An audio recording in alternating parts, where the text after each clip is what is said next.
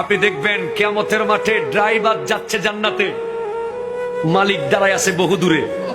কিরে, তুই না আমার ড্রাইভার ছিলি, তুই কেমনে বেহেশতে যাইতেছস? কয় স্যার, আপনি আমার যে টাকা দিতেন এনতে একটা 150 টাকার প্লাস্টিকের কল মসজিদের উজুখানায় কিনা দিছিলাম। মানুষ উজু বানাইছে আর আমার কবরে সোয়াব গেছে। আর মালিক সাহেব উনি বড় পয়সাওয়ালা, টাকা দিতে পারে নাই। মাহফিলের জন্য টাকা চাইতে গেলে 5 টাকার নোট সিরাটা বাইর করে দেয়।